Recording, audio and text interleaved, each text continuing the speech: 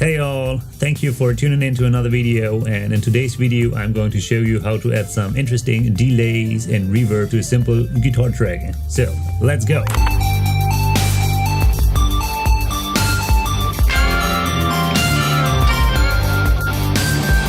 So first of all, let's listen to the guitar tracks we have for this example.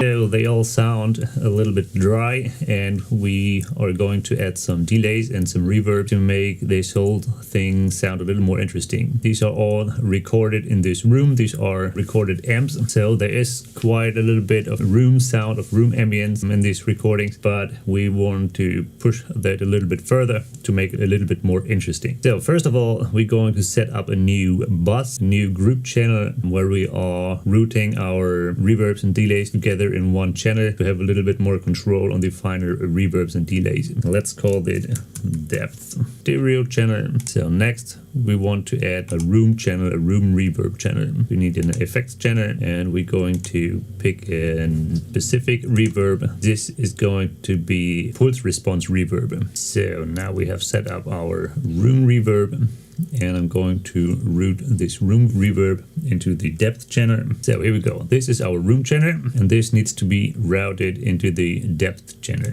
Let's put this room channel on the first guitar, for example, just to find out how it sounds.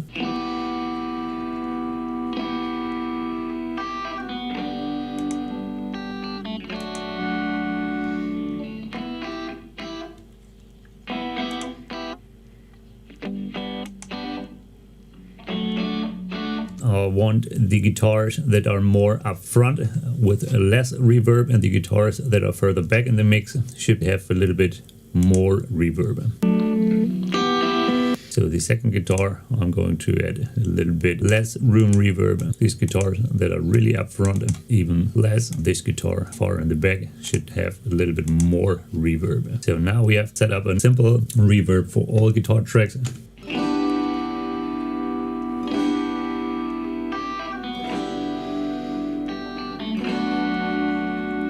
So because of we have routed this way, all guitar tracks have a send, and that send goes into the room track, and the room track goes over to the depth track. And now we can add the reverb to taste by simply pushing up the depth fader. So let's quickly do it. This is completely dry without reverb, and now we're going to bring in the reverb.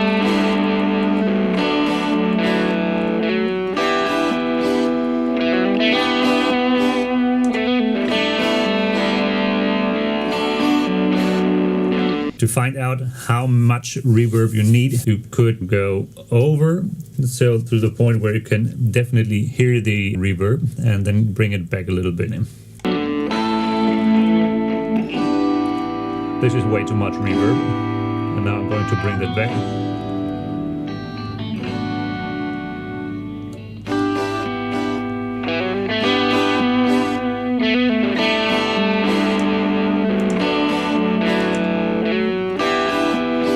So now you might think, why have I added an extra depth control for this reverb idea? And the reason for this is I'm going to add some more delays and reverbs, and they all come together in the depth track. For example, let's take this guitar here.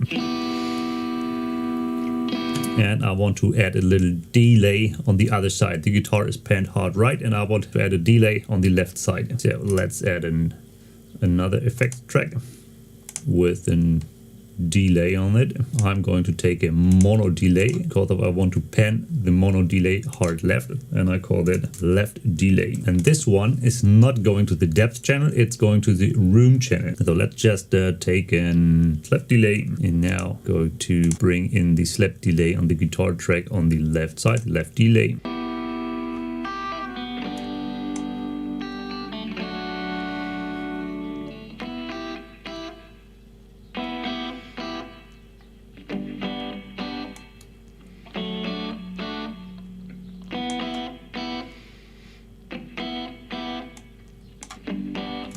So, and because of I have routed the left delay into the room, we also have the room ambience on the delay effect. So let's duplicate this channel and call that right delay. And let's do the same thing on the opposite side for the other guitar.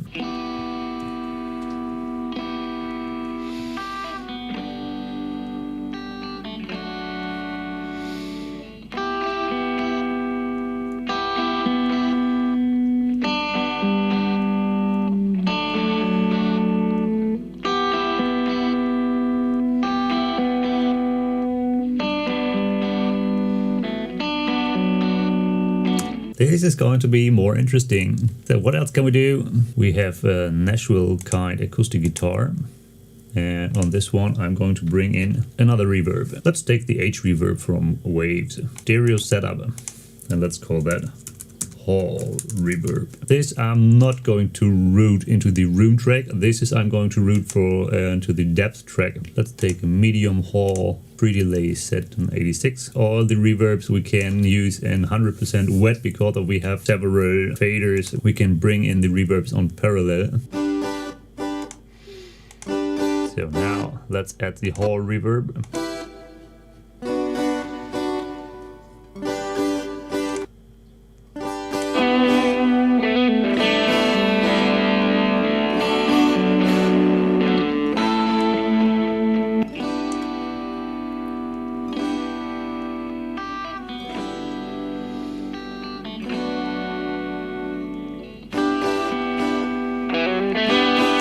So let's add another reverb. I want for the lead guitars, I want to add a spring reverb. And I'm going to take my favorite spring reverb. It's a Twangstrom spring reverb. This is also going to route into the depth channel. Let's listen to the lead guitars with the spring reverbs in solo.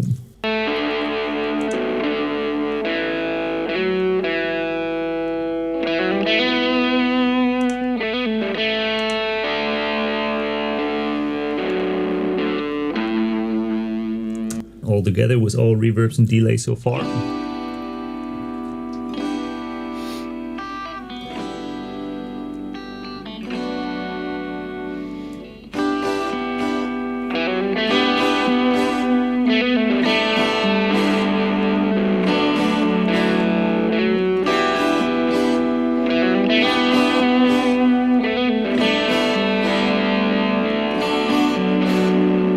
So now we want to EQ and compress the reverbs a little bit. So first of all, let's go to the room reverb and let's EQ this a little bit because we need to make sure there's not too much low end on the room reverbs. So we are going at a low cut at about 200. So and I want to bring down the low mids a little bit for it's not getting too muddy. But on the same side, I want to bring up the high end a little bit, but only on the sides. So adding a high shell filter, the replacement on these sides. Let's listen to what it sounds like.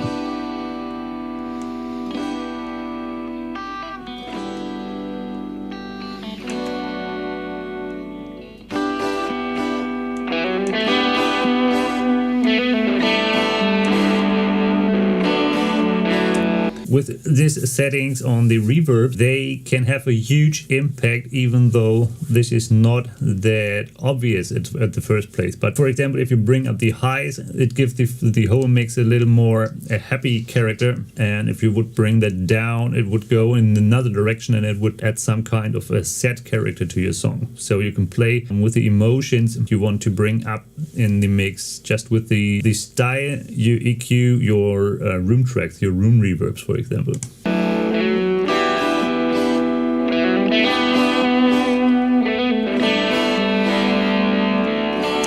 So, and what we do next is we're going to take a multiband compressor on the depth channel.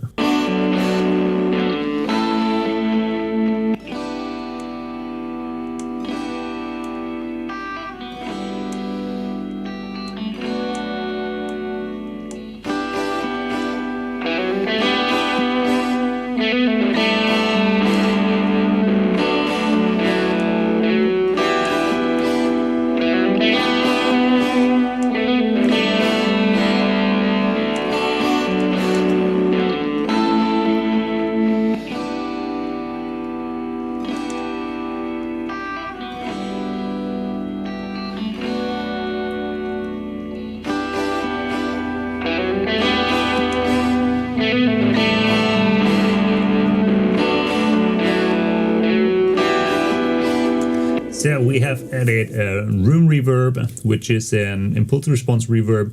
We have added 2 delays, one on the left side, one on the right side. We have added a hall reverb and a spring reverb, and they all route either in the room reverb to bring to add the delays, for example, into the room. Altogether are routed into the depth channel, and the depth channel is our final fader where we can decide how much the whole reverbs and delays we want to add into the track. So let's go and start dry. This is completely without any reverbs or delays, and now we're going to bring in the whole reverb and delay setup.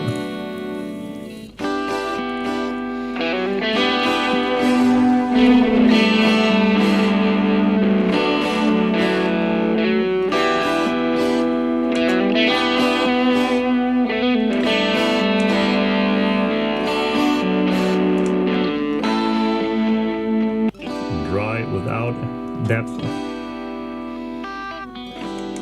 and width.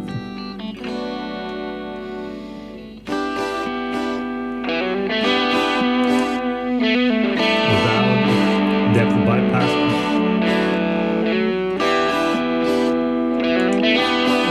And with depth.